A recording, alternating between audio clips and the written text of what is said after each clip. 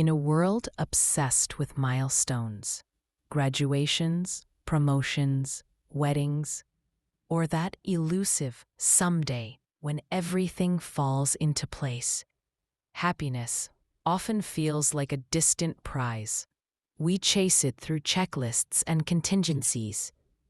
I'll be happy when I lose weight, or once I get that job, everything will change. But what if this endless deferral is the very thing keeping happiness at bay?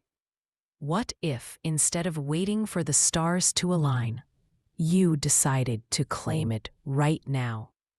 This article explores the radical shift that occurs when you stop postponing joy and start embracing it in the present.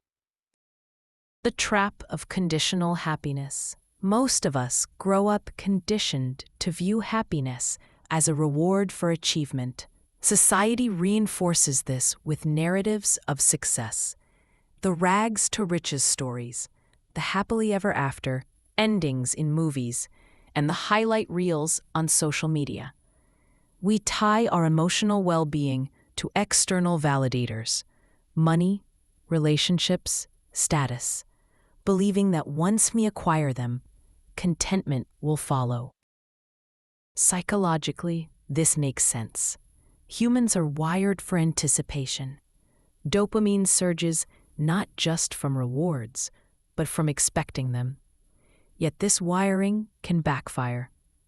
Research in positive psychology, like that from Martin Seligman, suggests that while achievements provide temporary boosts, they rarely sustain long-term fulfillment.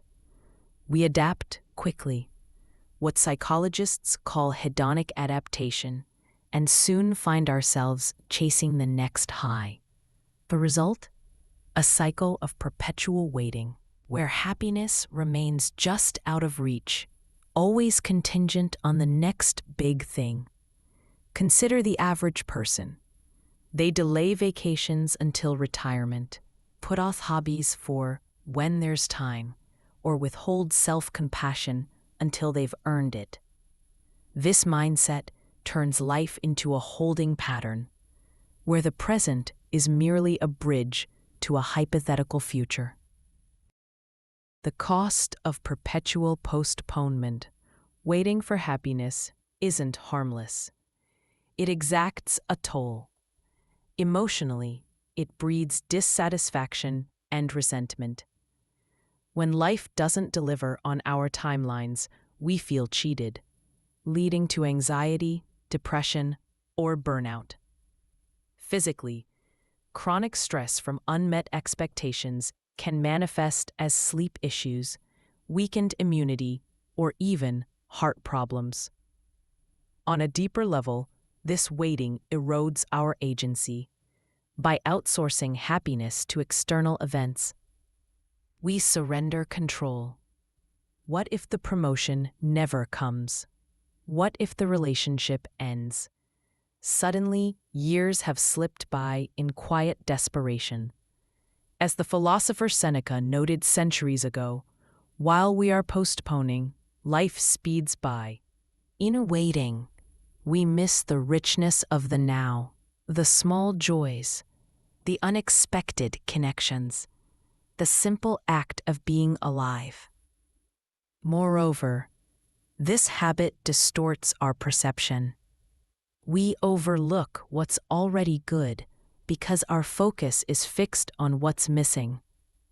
It's like staring at a puzzle with one piece absent, ignoring the completed picture. The liberation of letting go. So what changes when you stop waiting? Everything, in subtle yet profound ways. Happiness, it turns out, isn't a destination. It's a practice, rooted in the present.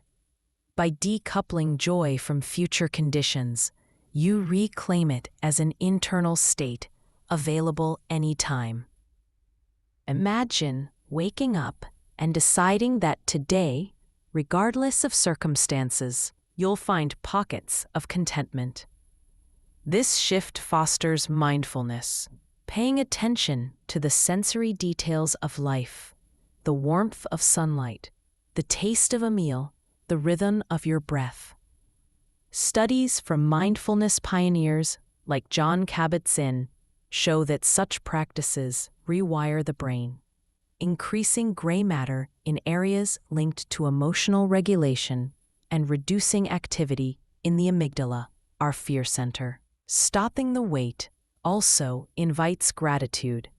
Instead of fixating on lacks, you catalog abundances, health, friendships, even challenges that build resilience.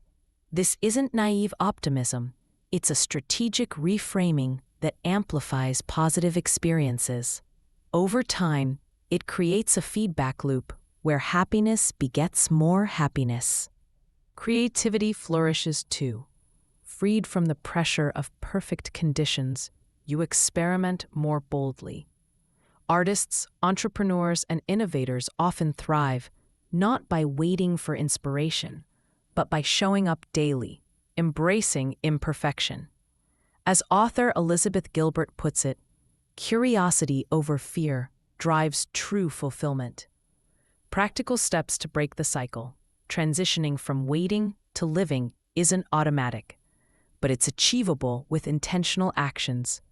Audit your wins. List the conditions you've placed on your happiness.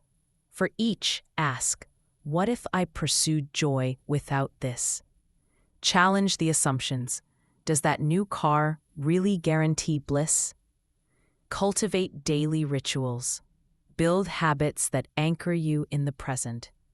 Start with 5 minutes of meditation, journaling 3 gratitudes, or a walk without distractions. These micro practices compound over time. Embrace impermanence. Recognize that life is fluid. Happiness isn't about locking in a static state, but adapting to flux. When setbacks hit, view them as temporary, not terminal. Set intrinsic goals. Shift from outcome-based aims, for example, get rich, to process-oriented ones. For example, learn a skill I enjoy. This keeps motivation internal, reducing dependency on external validation. Seek connection. Share your journey with others. Conversations about vulnerability can dissolve isolation, reminding you that everyone grapples with this. A life unpostponed. Stopping the wait for happiness doesn't mean ignoring ambitions or settling for less. It means pursuing them from a place of wholeness, not deficit. When you stop deferring joy, life expands, colors brighten, relationships deepen, and opportunities emerge that you might have missed while gazing ahead. The question isn't what if anymore, it's why not now. Happiness isn't coming, it's already here, waiting for you to notice. Step into it and watch how the world transforms.